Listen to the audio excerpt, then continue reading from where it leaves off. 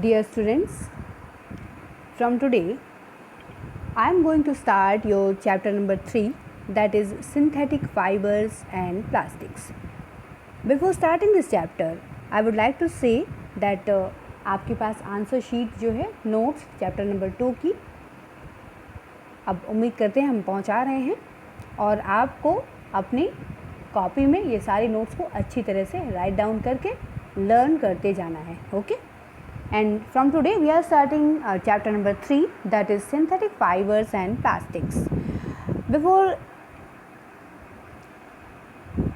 to understand this chapter, you must have to learn these keywords.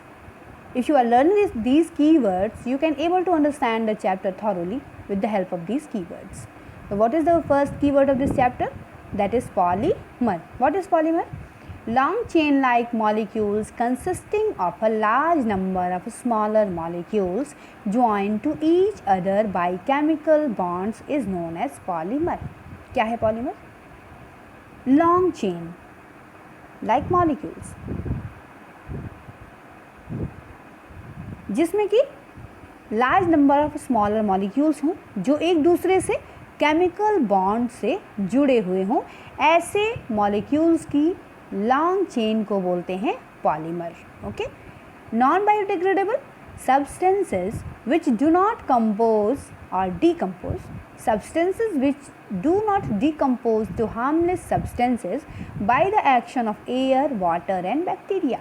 यानी ऐसे substances जो harmless substance में convert नहीं हो सकते हैं एयर, वाटर और बैक्टीरिया के एक्शन से, उन सब्सटेंसेस को बोलते हैं non biodegradable.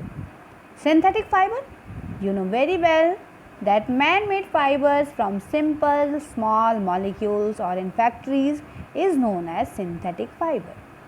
What are insulators?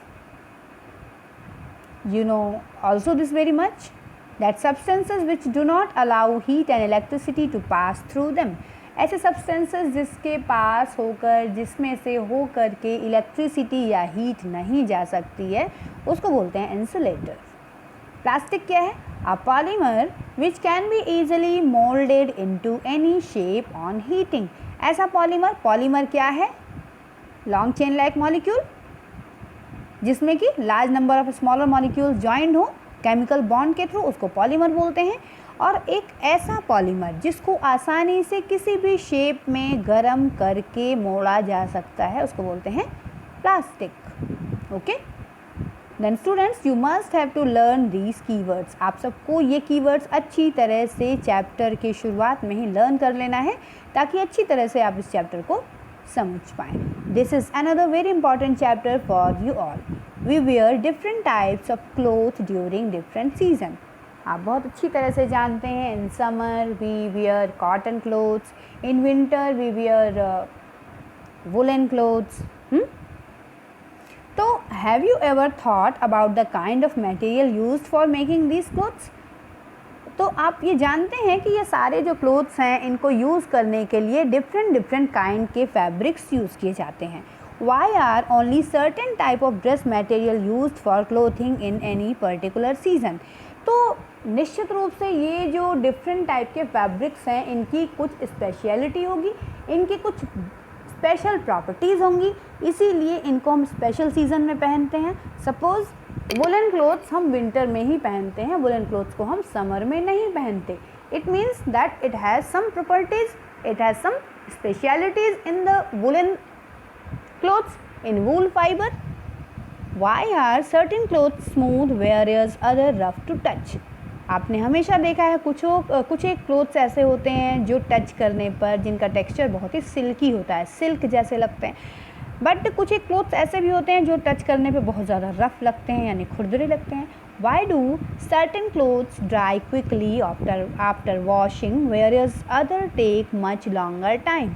कुछ एक ऐसे क्लोथ्स हैं जो बहुत ही जल्दी से वॉशिंग करने के बाद यानी धोने के बाद सूख जाते हैं, जबकि कुछ एक क्लोथ्स ऐसे हैं जो सूखने में बहुत ज़्यादा टाइम लेते हैं. तो why these things going on? ये सारी चीज़ें क्यों होती हैं? First, you must have to know that there are two kinds of materials. First, natural, and another is man-made. We use a variety of materials in the course of our daily life. All these materials may be classified into natural material and man-made material. You know very well. जितने भी हमारे surroundings में material हैं जिनको daily basis पे हम use करते हैं वो टू टाइप्स की हैं. First naturally made natural material and another is man made material. First we are going to discuss about natural materials. The materials which occur in nature and used as such are called natural materials. यानी ऐसे material जो हमारे nature में हमारी प्रकृति में available हैं, उपलब्ध हैं और उनको हम एज इट इज़ यूज़ करते हैं उनको बोलते हैं natural materials. For example wood, cotton, coal, graphite, diamond and many minerals of metals and non-metals are natural materials. Means wood जो लकड़ी है, कॉटन है, कोल यानी कोयला है, ग्रेफाइट, डायमंड, ये सब कुछ एक ऐसी चीज़ें हैं, ऐसे मटेरियल्स हैं जिनको हम नहीं बनाते, ये इटसेल्फ बनते हैं, नेचुरली बनते हैं. इन मटेरियल्स को बोलते हैं नेचुरल मटेरियल्स.